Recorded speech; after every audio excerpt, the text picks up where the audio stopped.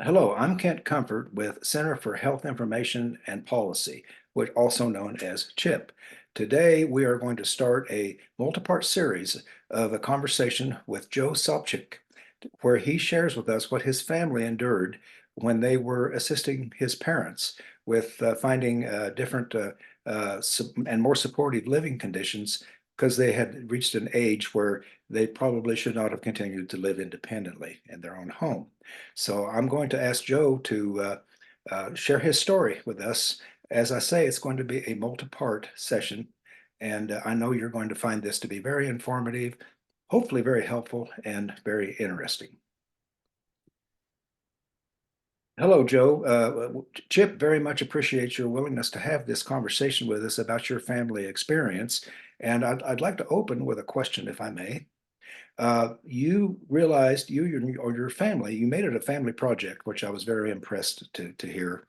And you decided that your parents would be better off in an environment where they could receive a higher level of care than they could possibly receive living in their own home. And that was quite a process you went through to do that. Could you share with us how you and your family went about researching what was available and ultimately making a decision about where you thought was the best place to have your parents reside? All right. Ken, thanks so much. Thanks so much for this opportunity to share some of my experiences regarding my parents. Um, my parents were very active. They were always on the move. They would hop in their SUV and drive cross country to be with grandkids on birthdays and all of that. My nephew played major D1 football at Ohio State. They never missed a game, home and away, or even a scrimmage. But there came a time as they approached their 80s where they were starting to slow down a little bit, specifically more in the early 80s. Mom was who was always a super vibrant person, was becoming a little more hazy with things. My dad was stepping up in huge ways. And, it's very hard to accept the fact that it's time to move out of your home. And they had been in that home for decades, and it wasn't easy to get to that point. But Stacy and I started taking them out and visiting homes throughout the area, facilities basically. They would say things like, "Oh, it's nice, but there are a lot of old people here," which is not exactly what we wanted to hear, but that's okay because that was their perspective. Stacy, who's an incredible researcher, started looking up all the ratings for these care facilities. I mean, you can find 1 star, 5 star, thumbs up, thumbs down. Um, Many of these places are rated either in like local state types of services or federal ratings. There's some information out there that you can come across. But actually, perhaps the most influential pieces of the puzzle are the facilities themselves. When you walk into them, are they clean? Are they up to date? Do you smell urine at every step? I mean, what's the professionalism of the staff?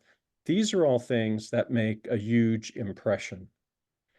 And so we eventually, found a care facility that not only offered independent living, which is where they were at. They were at that level, but also provided kind of like I guess you could say the staircase, the assisted living, acute care, and then memory care. And at that point in time, you can even conceive that someday you're going to be putting your parents, or at least one of them, they're going to need that kind of care. But for now, my parents, we were visiting at one place. We ran across our old family pediatrician. I mean, I was going to see this doctor when I was 26 years old. A tad embarrassing, but he was a great guy. When he was in that facility, that was all my mom needed. If it's good enough for the doctor, it's good enough for us. So word of mouth is something that's also very valuable. And at the end of the day, you find yourself in a tough spot because one, you got to locate the facility. It's got to pass muster with your parents, and you've got the clock ticking. What that means is that you may have to sell the house. They've accumulated a house full of stuff over their 60 plus years of marriage. You have all these things that you have to figure out so you can make sure that, I mean, that's a part of the process, and to eventually move them in that care facility. And so that's what we did. It took a lot longer than I thought it was going to take because my parents were very particular, and they really didn't want to have to leave their home. But there comes a time when they just can't do it on their own. And we learned that my dad, they were eating out every night. Mom couldn't really cook. Um, the cleanliness of the house was suffering a little bit. These things that are very natural as I believe as people, as couples go on with time. So after all of that process, we were finally able we identified the facility, which had assisted living, memory care, acute care, all the way down the line. And it was super nice. The independent living of that place was fantastic. Perhaps one of the things we didn't do, we didn't quite investigate the other stages very well. Even though we were there during the day, it might have been wise to have visited some of those spots in the evening. But those are types of things we didn't get to. But Ken, that's what it was, and I think everybody goes through that with their parents. I believe you're exactly right, Joe. That's a really critical admonishment that all the right cues were present. Everything looked great, and you had no reason to suspect that anything looks like it shouldn't be. So yeah. Okay, what happened next? Well, I'll tell you, Ken, that's the last thing that you want to think that this place could have any issues associated with it. I mean, you want to have all the confidence in the world, and you want your parents to have all the confidence in the world that this is the finest place that you could find. And so what happens over time is that I believe my parents were in the entire facility for maybe close to 7 years. Um, but eventually, it became clear that you needed more assistance. And so we were able to work with the organization. And something that was very important to us was that they could stay together. They were never apart.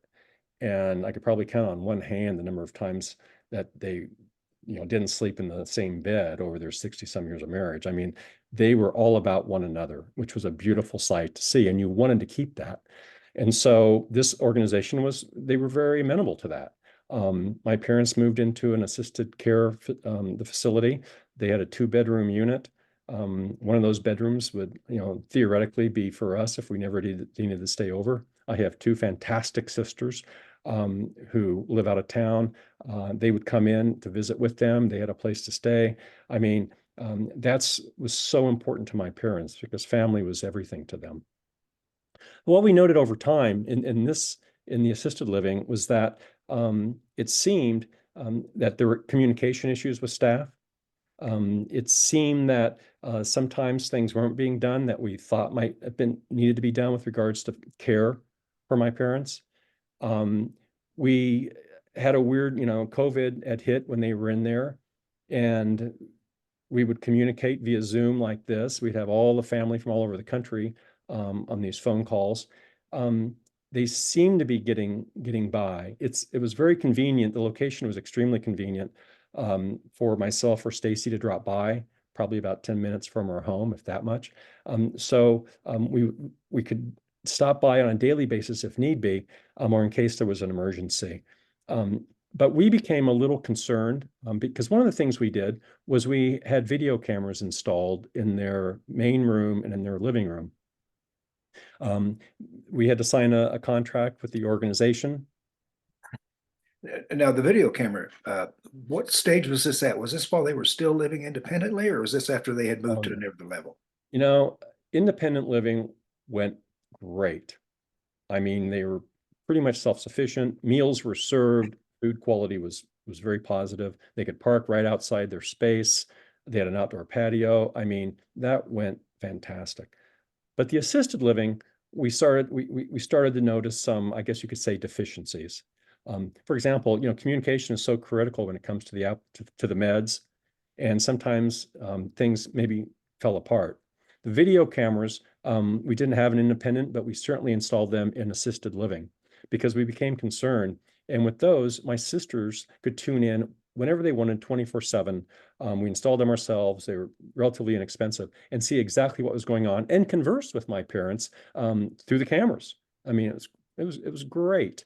Um, but we became a little uptight about the lack of perhaps the quality care that we had anticipated, that we were promised. We actually paid an outside party um, over a period of time, $80,000 to provide another layer of, and I can't use the word care because they're not really allowed to provide any care. They were simply there to sit in the room 24/7 to make sure that the care facility was doing what they said they would do. Eventually, my father, who suffered from COPD, he started declining a bit more severely, and we actually, one of us, between myself and my sisters came to town, one of them, we slept in the facility. I slept on an inflatable mattress on the floor in the middle room. My sisters would actually sleep on the couch. It's curious when you're there 24/7, what you see in the middle of the night, as far as the regularity of people dropping by. My dad was on oxygen, how long they would stay in the room, what would they check out, those types of things. And and so I can tell you there were some nights that I don't think anybody came by. I'm a pretty light sleeper. There were other nights that somebody might have stepped in there for, a couple seconds. But actually, it all comes down to the individual. That's the thing. You have some really high quality people, but on the other hand, maybe not so. That's a really interesting point, Joe, because now you were starting to see some clues, some cues that, hey, maybe everything isn't what we thought or quite what we expected it to be. Were alarm bells going off? Were you having conversations about maybe we need to look at some other options, or did you just trust that maybe you were overreacting or something on that nature? It was always a concern. I mean, we had our opportunities, and we're pretty loud about voicing issues with the supervision there. Extremely so, I thought. We were probably one of the few families that actually provided the attention. Because one, I was living here and my sisters were pretty dedicated about coming in town. So it seemed like we always had somebody there. And we did that. But we were pretty hyper. My sister would see things like through the camera, people coming in during COVID without wearing gloves. They didn't have to have their employees vaccinated, which is, I guess their prerogative. Although they certainly pushed all the patients to be vaccinated. But the deal is the people who worked there could go home, go wherever they wanted to, whenever they wanted to, interact with however many people or whoever, and then come back to work the next day. It kind of defied, I guess, the purpose of being careful. As you know, that population segment was highly vulnerable to COVID at that time. So yeah, we got to be really concerned. Hence, we brought in the third party. Eventually, that we thought was unsustainable, and we started spending the night there. My father would continue to decline. Oh, we also had hospice. That's a whole subject of another segment, I can tell you. But eventually, his health declined. We brought in everybody from all over the country to be with him about 48 hours before he finally passed away. And that was, I don't know how you can ever say that's the way things happen is supposed to be, but he died, but really bizarrely, we had to find a place for my mom. I mean, you're desperate. We had to find a place for my mom. We were also given 24 hours to clear out. Now, 24 hours of moving everything out and cleaning out their 3 rooms, kind of incredible. I mean, my dad was literally wheeled out at 5 a.m. in the morning, and boom, we're confronted with trying to move everything. And we had decorated every room and every room the way their house was decorated, paint, color, pictures, furniture, everything. And now suddenly we had to move it out. They may have extended that a day. I can't recall. But the key thing was a room had just opened up in acute care for mom, and we were thrilled. I mean, you have absolutely no leverage in these types of situations. You're at their mercy. you're helpless, and you're so happy. We were so happy when we had that opportunity to move up into acute care because, um, you know, we had confidence in what the facility could provide because acute care is a higher level of care. Sure. Well, this is really interesting, Joe. I want to remind our listeners and viewers that this is a facility, a location that has, as rating systems go in that industry, had a very, very high ranking, very good rating. You had every reason to be optimistic about what was going on. And now I'm hearing, uh-oh, there's some holes in the fabric here. And I think that's an important thing to remember because in a future session, we're going to touch on these ratings and why to be wary of them. So I just wanted to interject that real quick. Go ahead. Yeah, absolutely, Ken. I mean, this was like a five-star place. I mean, this was five-star. It had impeccable ratings. It was also super expensive. Up in acute care, we were spending 400, at least $400 a day on care for my mom. So we were able to get her moved in and doing the best we could. I dropped in every day, specifically around dinner time to help her with her dinner. And also, and while there, and stay there until like 7, 8 at night, to when she actually went to bed. And you get to see a lot when you're there. My sisters would come in and they would be there for 8 hours. I mean, they'd be there, well, not longer than that. They'd be, almost 24/7. They got to see all kinds of things. And it's like, and one of them is like, you have one caregiver, not a nurse, but a caregiver, who may have 15, 20 people she's taking care of, which means 15, 20 people to clean up, 15, 20 people to try to take to the bathroom, to try to put to bed, to respond to them when they call. I mean, that's an impossible amount of coverage.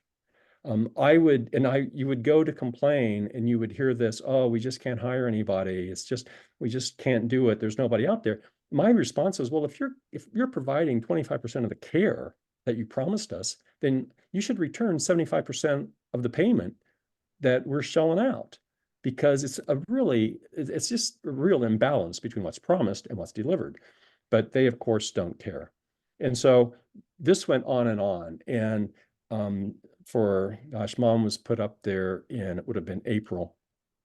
And because that's when my father passed away. And she started to decline. She had her moments where she'd pick up, but she got to the point where she really couldn't articulate her thoughts very well, or if at all. She was immobile. She was in a wheelchair.